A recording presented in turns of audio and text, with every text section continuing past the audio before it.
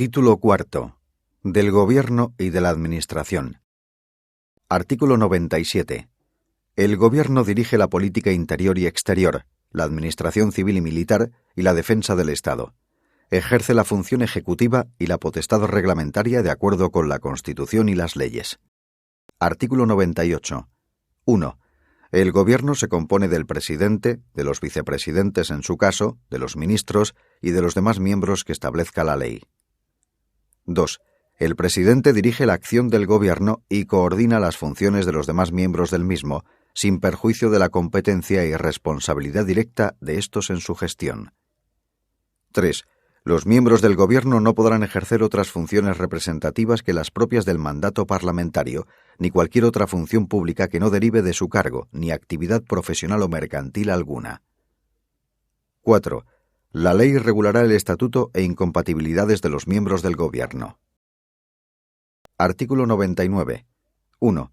Después de cada renovación del Congreso de los Diputados y en los demás supuestos constitucionales en que así proceda, el Rey, previa consulta con los representantes designados por los grupos políticos con representación parlamentaria y a través del presidente del Congreso, propondrá un candidato a la presidencia del Gobierno. 2. El candidato propuesto conforme a lo previsto en el apartado anterior expondrá ante el Congreso de los Diputados el programa político del Gobierno que pretenda formar y solicitará la confianza de la Cámara. 3. Si el Congreso de los Diputados, por el voto de la mayoría absoluta de sus miembros, otorgare su confianza a dicho candidato, el Rey le nombrará presidente. De no alcanzarse dicha mayoría, se someterá la misma propuesta a nueva votación 48 horas después de la anterior, y la confianza se entenderá otorgada si obtuviere la mayoría simple. 4. Si efectuadas las citadas votaciones no se otorgase la confianza para la investidura, se tramitarán sucesivas propuestas en la forma prevista en los apartados anteriores. 5. Si transcurrido el plazo de 2 meses a partir de la primera votación de investidura, ningún candidato hubiere obtenido la confianza del Congreso, el Rey disolverá ambas cámaras y convocará nuevas elecciones con el refrendo del presidente del Congreso. Artículo 100. Los demás miembros del Gobierno serán nombrados y separados por el Rey a propuesta de su presidente. Artículo 101. 1. El Gobierno cesa tras la celebración de elecciones generales en los casos de pérdida de la confianza parlamentaria previstos en la Constitución o por dimisión o fallecimiento de su presidente. 2. El Gobierno cesante continuará en funciones hasta la toma de posesión del nuevo Gobierno. Artículo 102. 1. La responsabilidad criminal del presidente y los demás miembros del Gobierno será exigible en su caso ante la Sala de lo Penal del Tribunal Supremo. 2. Si la acusación fuere por traición o por cualquier delito contra la seguridad del Estado en el ejercicio de sus funciones, sólo podrá ser planteada por iniciativa de la cuarta parte de los miembros del Congreso y con aprobación de la mayoría absoluta del mismo. 3. La prerrogativa real de gracia no será aplicable a ninguno de los supuestos del presente artículo. Artículo 103. 1. La administración pública sirve con objetividad los intereses generales y actúa de acuerdo con los principios de eficacia, jerarquía, descentralización, desconcentración y coordinación con sometimiento pleno a la ley y al derecho. 2. Los órganos de la Administración del Estado son creados, regidos y coordinados de acuerdo con la ley. 3. La ley regulará el estatuto de los funcionarios públicos, el acceso a la función pública de acuerdo con los principios de mérito y capacidad, las peculiaridades del ejercicio de su derecho a sindicación, el sistema de incompatibilidades y las garantías para la imparcialidad en el ejercicio de sus funciones. Artículo 104. 1. Las fuerzas y cuerpos de seguridad, bajo la dependencia del Gobierno, tendrán como misión proteger el libre ejercicio de los derechos y libertades y garantizar la seguridad ciudadana. 2. Una ley orgánica determinará las funciones, principios básicos de actuación y estatutos de las fuerzas y cuerpos de seguridad. Artículo 105. La ley regulará a. La audiencia de los ciudadanos, directamente o a través de las organizaciones y asociaciones reconocidas por la ley, en el procedimiento de elaboración de las disposiciones administrativas que les afecten. b. El acceso de los ciudadanos a los archivos y registros administrativos, salvo en lo que afecta a la seguridad y defensa del Estado, la averiguación de los delitos y la intimidad de las personas. C. El procedimiento a través del cual deben producirse los actos administrativos, garantizando cuando proceda la audiencia del interesado. Artículo 106. 1. Los tribunales controlan la potestad reglamentaria y la legalidad de la actuación administrativa, así como el sometimiento de ésta a los fines que la justifican. 2. Los particulares, en los términos establecidos por la ley, tendrán derecho a ser indemnizados por toda lesión que sufran en cualquiera de sus bienes y derechos, salvo en los casos de fuerza mayor, siempre que la lesión sea consecuencia del funcionamiento de los servicios públicos. Artículo 107. El Consejo de Estado es el supremo órgano consultivo del Gobierno. Una ley orgánica regulará su composición y competencia. Título V. De las relaciones entre el Gobierno y las Cortes Generales. Artículo 108.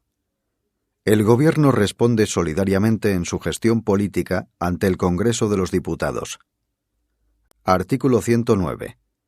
Las cámaras y sus comisiones podrán recabar, a través de los presidentes de aquellas, la información y ayuda que precisen del Gobierno y de sus departamentos y de cualesquiera autoridades del Estado y de las comunidades autónomas.